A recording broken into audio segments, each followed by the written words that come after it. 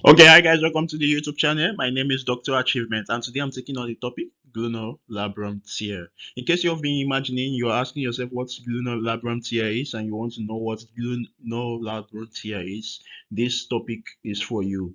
And in this topic, we talk about Glenoid labrum tear, we talk about types of it, we talk about the special tests that can be conducted, investigation, and suggestions for treatment. All right, moving to what is Glenoid labrum tear.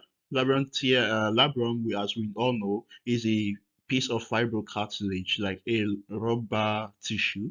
So it's attached to the rims of the shoulder socket that helps keep the ball of the joint in place. So when this cartilage is torn, it is called labral tear. So you can see a picture here right now, which I'm having, and you can see this area, this area.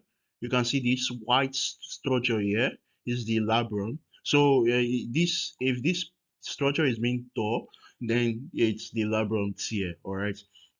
So with imagining, because I did not bring a slide for this, causes of labrum tear and the symptoms, you can, with your head, you can simply tell that labrum can be the causes of labrum tear can be due to continuous movement or more movements or frictions in that area, or infection could occur in that area causing the labrum tear, or if infection is not mechanical fall, trauma, etc., fall of the stretch hand and etc. So this could be the major cause: fracture, accidents, a gunshot, or whatever. All right. So what is the symptoms? The symptoms a patient will experience, number one, there is a five compulsory signs of inflammation if there's any issues in the skeletal muscle or in the body as a whole. There's a five compulsory symptoms: pain, swelling, bleeding, or if bleeding is there, if there's no bleeding, there's other loss of function because due to pain, you will not be able to perform some particular movement due to pain. Okay, loss of function due to pain, or you will be having some inflammation, which leads to the swelling in that area. So inflammation due to the antibodies who are coming to restore the function of the area or heal the injury. Then there will be accumulation of blood in that area as well. So these are just five compulsory this thing. But with imagination, we can know that if this laboratory occur, the joints will have poor movement. The movement will not be there like the function which I've already spoken. All right, let's just move so that I'll finish it quickly. It's just a short topic. Types of laboratory, there are just two basic type. We have the slab tears and we have the blanket tears. All right. The slab tears, we can call it superior lateral anterior to superior labrum anterior to posterior. In this aspect, the superior tear is there, the labrum, when the superior tear is there, the anterior tear is there, and the posterior tear is there. Whereas in the blanket region, we just have the anterior and inferior. All right, anterior and inferior. So you can see here, you can appreciate here. Okay, what are the difference between the slab and the blankets? So you can see here, the slab tier, superior labrum, anterior to posterior. All right, superior labral tear for it's mostly occurred due to fall of outstretched hand or shoulder. Rotator cuff tendinosis or tear could be there.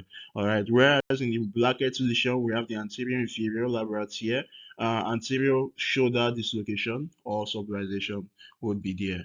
All right. So what are the tests basically we can use to test to know if there's a laboratory or not?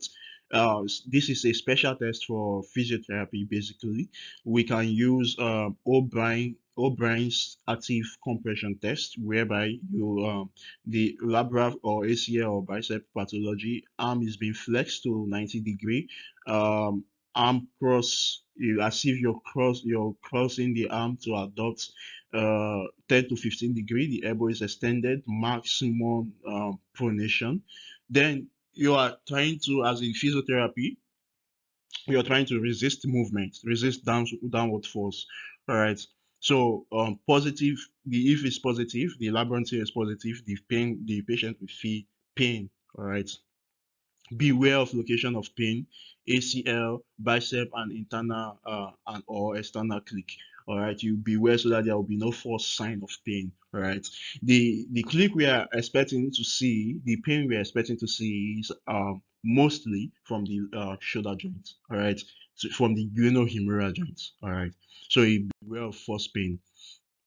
So we can as well do this. We can also do this in a supination mode where the patient is keeping the arm. You can see from the picture which is here. The patient's hand is supinated, and the physiotherapy hand is resisting the movement. All right. So pain would you would know the sign of pain. And another thing, if you notice the physiotherapy eyes are on the face of the patient, trying to see a sign of pain in the face or is keeping awareness on this point of the shoulder joint. All right. Another test we can use for Labral tear, we can use crank test. All right. In this aspect, your adult arm to 90 to the 120 degrees, stabilize the shoulder joint of the patient. All right. You're stabilizing, look at his hand, stabilizing the shoulder joint of the patient, abducting the arm to 90 to 120 degree, elbow secured with one hand. You can see this hand secure the elbow. All right. The patient is in a supination position. Okay. And the axial load with external rotation or internal rotation at arm. All right. All right. You're trying to perform external rotation and internal rotation. In this aspect, you're going down or you're going up. It's a very easy technique to perform. You can see you can also perform in a standing position. External internal rotation. Then the positive sign is when there is a painful click or a catch of the triangle. All right. So this is the short topic. Coming to the treatment protocol, which I didn't put here. We have different types of treatment in the physiotherapy.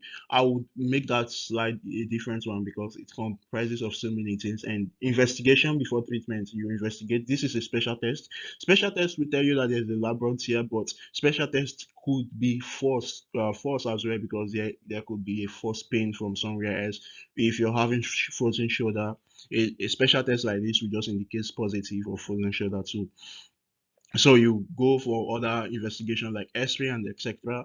And at the end of the day, you can know what kind of treatment you're starting from according to the history of the patient which has been taken. So investigation is totally different subject or different topic I'll take next time. Because of your time, I just want to tell you what labral tear is and tell you the special test you can do for use for labral tear and the types of labral tear. All right, thank you guys. Have a very, very nice day. Bye.